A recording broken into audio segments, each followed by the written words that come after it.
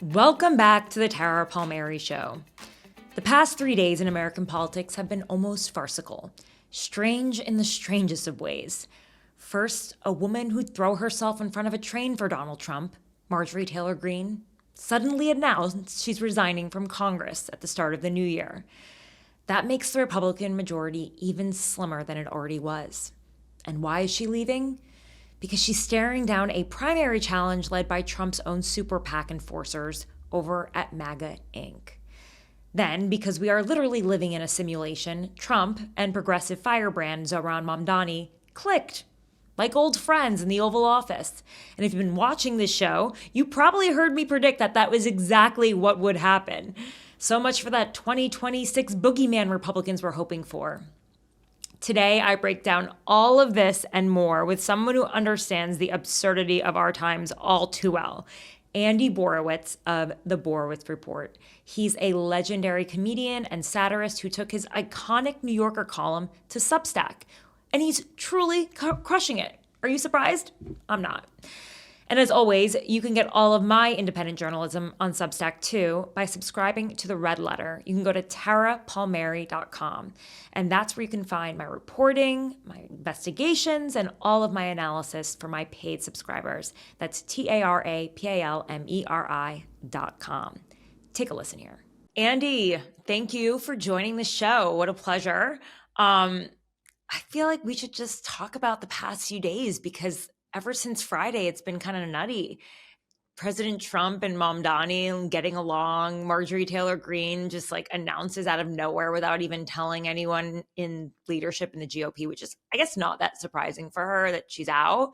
But like something that caught my eye was the fact that a lot of Republicans and Democrats are realizing, well, really more Democrats and some Republicans that want to cause trouble for Trump, like Thomas Massey, they're realizing they can do more discharge petitions ever since the Epstein vote, and they should try to.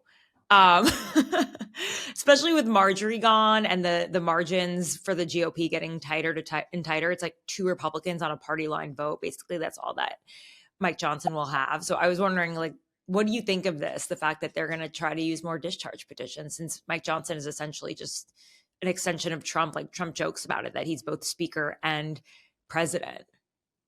Well, I think everything, we've been talking a lot about Epstein for the last forever, especially the last week of those votes. But I think really what's going on here is the shitty economy.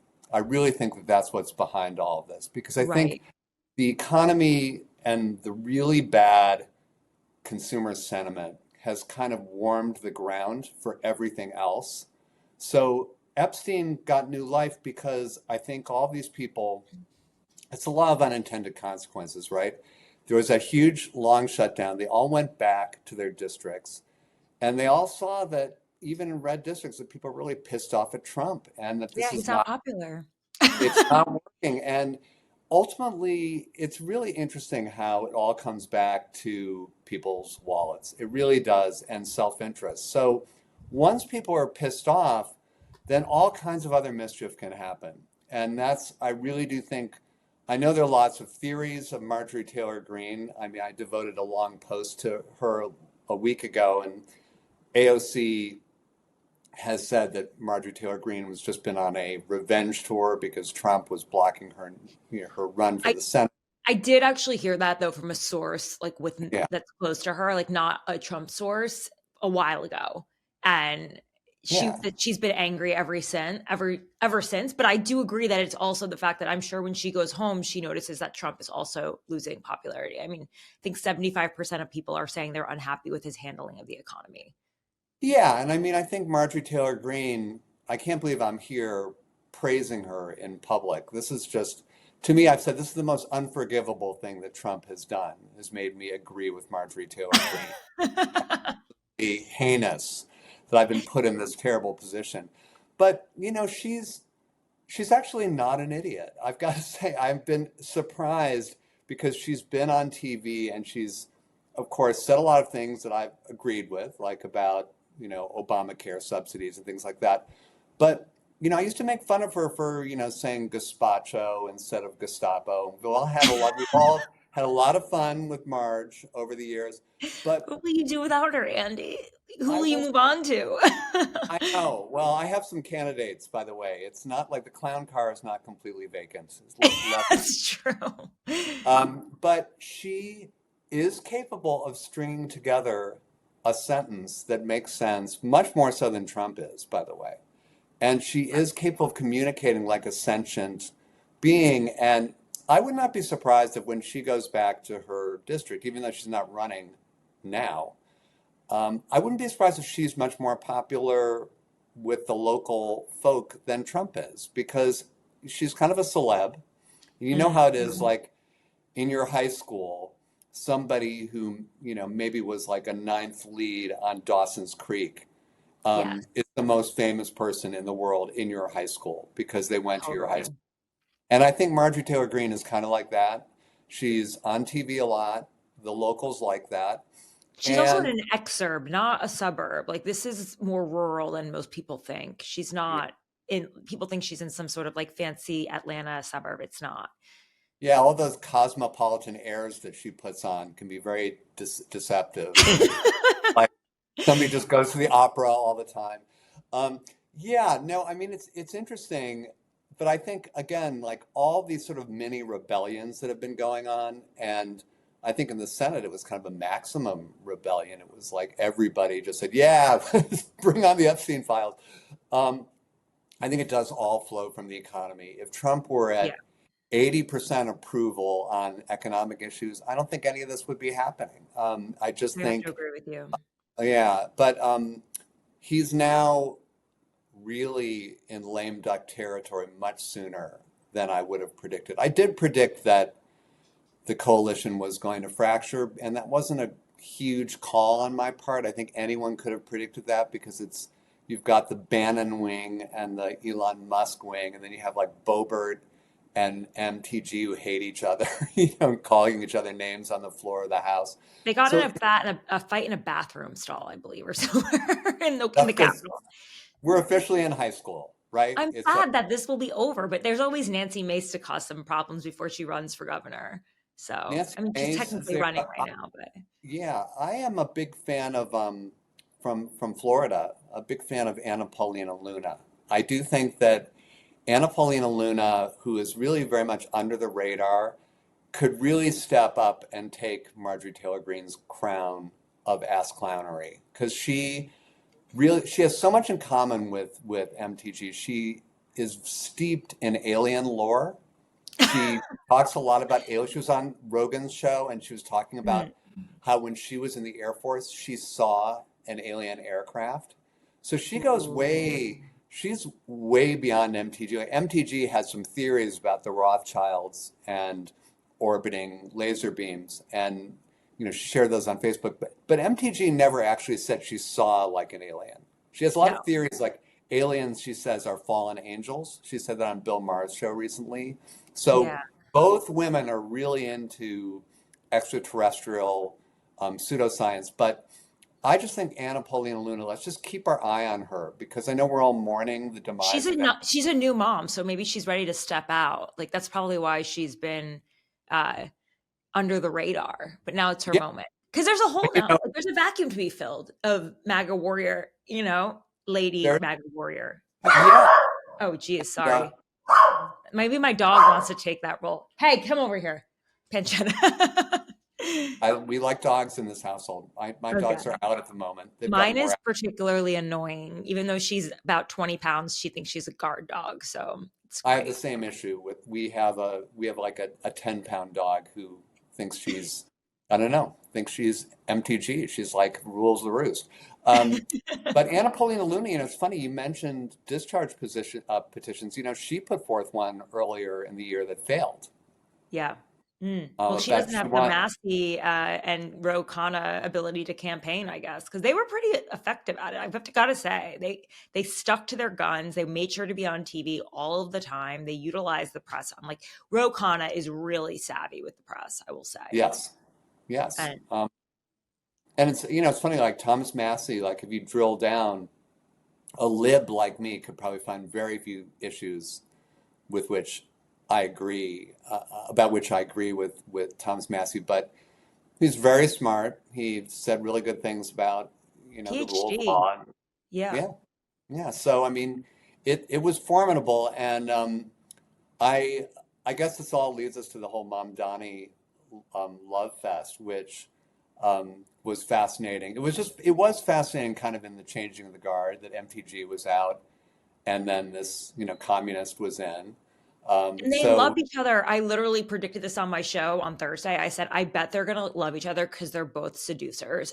But Mamdani is a better seducer than Trump. But all like really good retail politicians, they just so desperately want to be loved and they yeah, love to seduce. And he knows just to throw Trump a few bones. What he told him apparently was like, my voters voted for you, which is another thing. Whereas I thought to myself, when Republicans were salivating over Mamdani, thinking he'd be the perfect boogeyman for 2026. I'm like, you guys are missing the point. The people who voted for Mamdani wanted the same thing from Trump: right. affordability, lower costs, and they went to Trump. It's the same mentality of people left behind, and I thought it was so funny that there are memes now, like have somebody look at you the way that Trump looks at Mamdani, the way he looks at the Oval Office.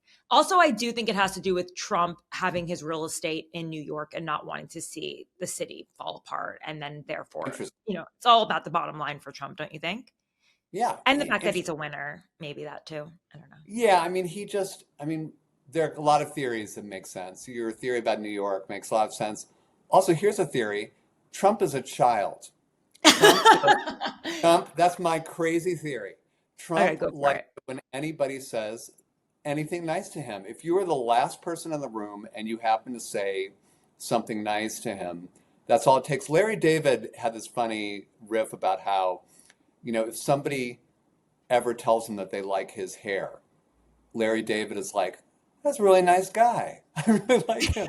And it's like, most of us, I mean, Tara, to be honest, that's Yeah, all it takes for most of us. I mean, if somebody says, oh, I saw your show, you have a really nice smile, you'll just yeah, say, hey, he's a good guy. He makes a lot of sense. Um, I'm very easily, in my household, my wife jokes because the word nice in our yeah. household is a synonym for somebody liked something I wrote. Because if I say like I ran into somebody at the grocery store, he's really nice. She'll say, "Do you mean that he liked a column of yours?" And I'll be like, "Yeah, that's right." So it's like Right. we're Hmm. all kind of needy. That's why we have like podcasts and stuff. And Trump Right. is the neediest of all. So of course, Mamdani knew exactly how to play him. Yeah. And but it's interesting what you said about like the overlap between their kind of populist Yep. messages because another democratic socialist who has a lot of the same appeal as Donald Trump historically with voters is Bernie Sanders. Yep. Bernie Sanders, if you look at how he fared in the primaries in 2016 against Hillary, like he won all the same precincts in Michigan that Trump wound up winning. There There's was a just huge overlap. And even Trump yeah, people would talk about it. My dad loves Trump. I know, like let that marinate for a second. MAGA. But like blue collar worker, MAGA guy. You know what I mean? Um, but he liked Bernie too. right. Well, here's Because the they thing. Like Trump, by the way, Trump is like really in very poor health. I mean, I've got to say, like, as I say laughing, but I've watched like the like sort of mini presser after the Mamdani meeting, and he his voice is very weak and he's yeah. very frail. But he did say like one thing that I was able to understand from his mumbling was he said that he talked to Mamdani and he said like we are in favor of a lot of the same things. He said that, so he is like jumping on the bandwagon. But the fact is, Trump's message has always been, I stand up for the little guy. I am trying to make your life better. You've Or been, I'm a victim like you too. They yeah, have to go through me to get to you. right. So he's Exactly. been ingenious in doing that. Mamdani was like, his message was, I'm going to make New York affordable, not just to the oligarchs, but to the little guy. Very similar message. The difference is that Trump is completely insincere. He's a grifter. He's a He's an con man. oligarch himself. And Yeah, he's he's been very good at convincing people that he would stand up for them. The one problem is Trump actually, he's very authentic in being aggrieved. He is a very aggrieved person. The problem is his grievances are different from the grievances of the voters, but they're starting to, they are drifting because his popularity is very low, but at least in his electoral successes, he's been able to convince people that he's angry because he is angry. He's just not angry about the same shit. He's angry because his father was horrible to him and he's unloved and he, feels empty and hollow inside. Those are good reasons to feel aggrieved. But he's not aggrieved about prices. He doesn't even know the word groceries to him is like a new vocab word. He's like saying they're talking about groceries. It's a funny word, groceries. And it's like, dude, this is like, most of us know what a grocery is. Got to tell you.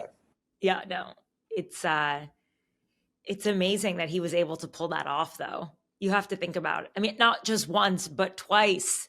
But his agenda does not match at all what he ran on. I mean, his agenda has become so foreign policy focused. He's starting wars instead of ending them. I mean, the Ukraine, I love when they were like, we have a Russia-Ukraine peace proposal. The day after the Epstein vote, they lay it out in the morning as if it's some huge scoop. It is literally everything that Russia wanted. Just take the land and some from Ukraine, claim it as their own in exchange for security guarantees for Ukraine. And now they have Rubio, who used to be the biggest Russia hawk ever, out there in Switzerland trying to turn this into something that the Ukrainians will agree to by Thanksgiving, which is Thursday. But now he's like, well, we'll give them a little bit more time. Friday, Monday, I'm not Secretary of State, but I'm pretty sure that the Ukrainians do not celebrate Thanksgiving. I'm pretty sure that's not one of their holidays. So the deadline may not be quite as meaningful to them as it is to little Marco. Marco is just a pathetic human being at this point. He's also one of the top contenders for 2028. So amazingly. Yes. Amazingly. I mean, what Marco did with that 28-point U.S. peace deal was basically the Kremlin emailed it to him, and then he went on Duolingo and translated it into American. It is a wish list. But you know who we're not talking enough about, and I really want his mug to get out there much more in the public, is this dude, Steve Witkoff, because this is the guy who's supposed to be the genius negotiator. Right. And he has been all over the Ukraine thing. He was all over Iran, all over the Middle East. And I mean, do we feel like there's peace in the Middle East, by the way? Am I the only one who's saying that there is not peace in the Middle East? A lot of people are dying. It's just it's so much hype. We have a ceasefire for 24 hours, 48. What do you define as a ceasefire? It's insanity. It's just messaging hyped up into be a peace plan. Well, Trump, as a mogul before he became a politician, was the master at announcements that then never manifested into anything. So he's great at we're going to have Trump every steaks. Day. We're going to have Trump steaks. We're going to have, and remember the Trump Riviera? There was going to be Gaza was going to turn into this amazing waterfront property. And then, it's going to be like Atlantic City. I mean, right? Yeah. Well, we just look at what happened to that. We know how well Atlantic City worked out. Yeah. Maybe he's got some extra coasters left over from the Trump Taj Mahal in Atlantic City they can ship over there. I mean, it's he is basically assessing Americans' attention span at a very low level. He's saying we really won't follow things one day to the next. And he's kind of right. I mean, if he's approaching his presidency as every day it's a new storyline, like it's a TV show, there's some validity to that in that we've been trained by the media, by CNN, by cable news, to have a very short attention span, only to follow one story per day. So in a sense, it makes sense as a strategy. The only problem is, I mean, I saw this dude, Scott Bessent, on Meet the Press yesterday, the Treasury Secretary. Also known as the Treasury Secretary, possible Federal Reserve Chair if Trump ever fires Jerome Powell, apparently. Yes. So Scott Bessent, I've got to say, as a Treasury Secretary, the only good thing I can say about him is that he's not Larry Summers. That's pretty much the only positive thing I can say about him. Oh He my God, basically on Meet the Press, really doing Biden talking points, except translated into Trump language. Like he was saying, the economy is really doing great. Prices are coming down. And it's like, that's actually what got Biden in so much trouble. Like what they're saying is, we're not going to make the mistake Biden made and tell people that things are better than they really are. And then they go and do it. Yeah, they're going to call it Trumponomics next. I can't wait. Yeah. So Trump will be next. He'll be falling off a bicycle. That's the next thing they're going to do. So I was again, it all sort of flows from the economy. And I got a sense from Besant, who's another hedge fund guy, that these guys are just so out of touch with the reality that somebody like Mamdani is very aware of. And so they like the messaging, of affordability and hopping aboard that, but they don't really feel it. I mean, we have Howard Lutnick, who said like his mother wouldn't be upset if his mother-in-law wouldn't be upset if she didn't get her Social Security check. And it's like, yeah, because your son-in-law is a billionaire, so I think you're going to be okay. But they're all, Trump has like assembled this team of out of touch billionaires and Fox News personalities, and they're somebody like Marjorie Taylor Greene or Zohran Mamdani. I can't believe that I'm mentioning them in the same sentence, but they're much better plugged in to what's going on with their voters. And Trump is now off in some la la land of gold encrusted ballrooms and God knows what else. Foreign diplomacy, hanging out with MBS at a McDonald's. I do love his latest ribbon cutting. It drops in this morning by way of Scoop and Playbook. Trump's Healthcare Price Cuts Act, which I love the name of it. I remember when he had his first tax cut bill, he wanted to call it the Cut Act, but they walked him down from that. He was like, it's perfect, the Cut Act. I remember I broke that. And they were just like, who was the speaker at the time?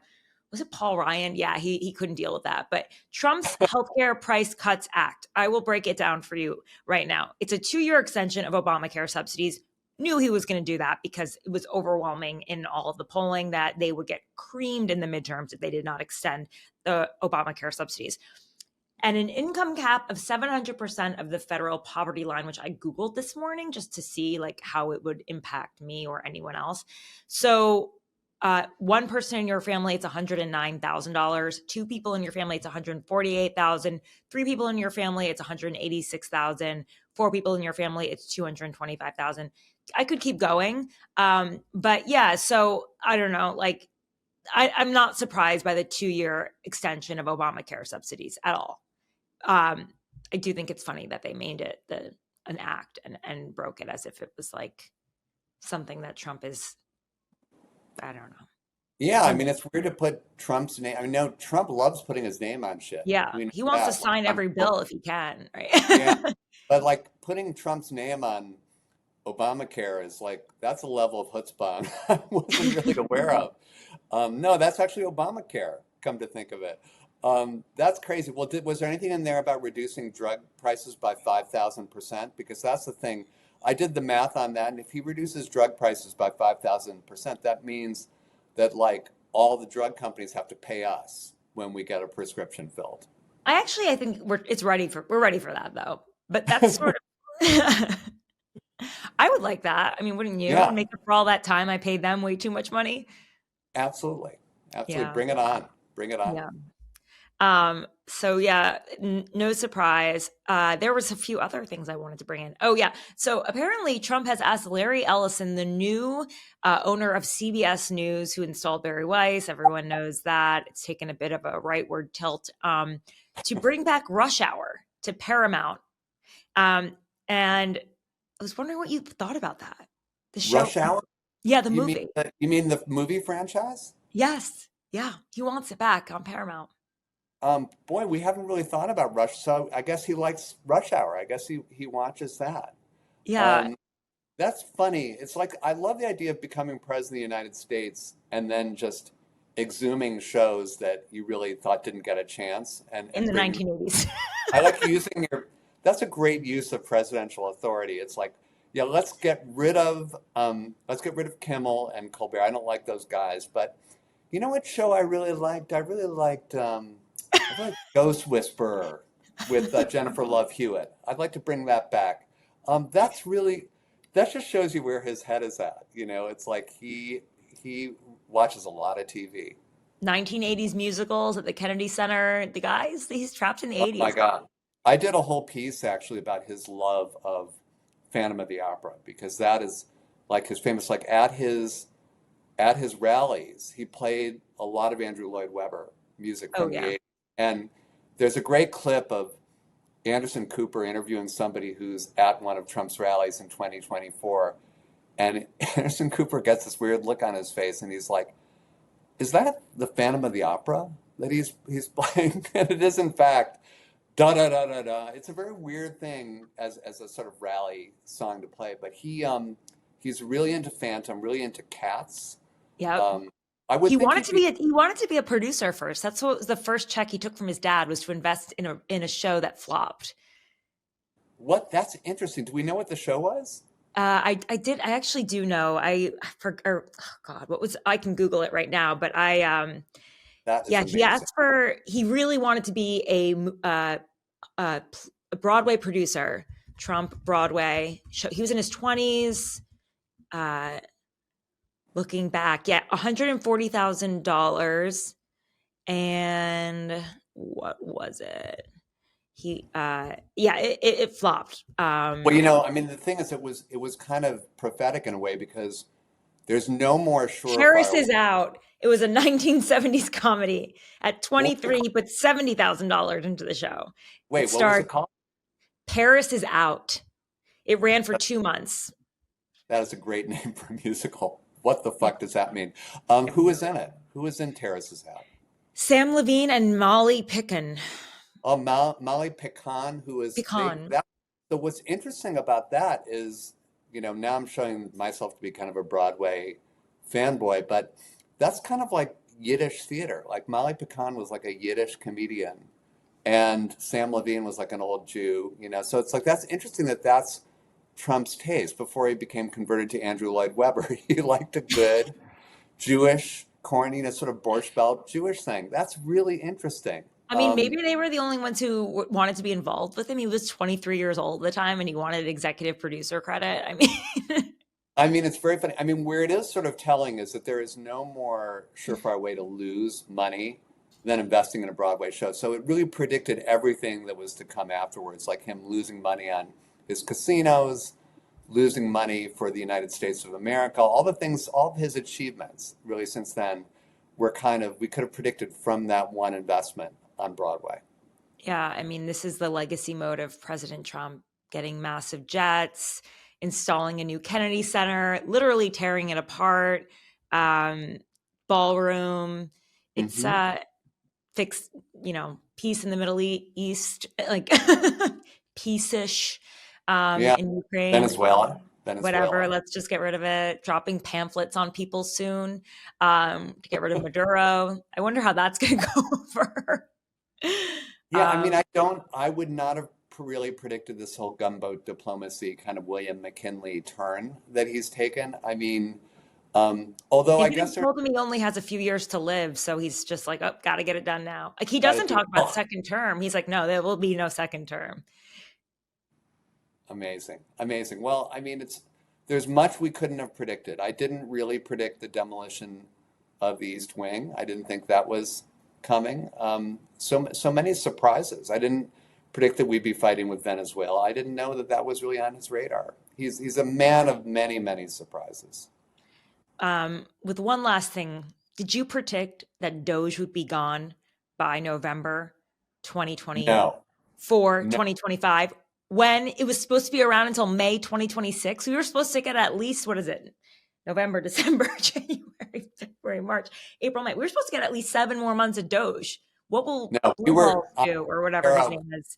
Tara, we were just getting used to the idea of big balls running everything in the country. And now I mean, I guess Big Balls can go back to community college and finish up his sophomore year now. Now that he's done with Doge.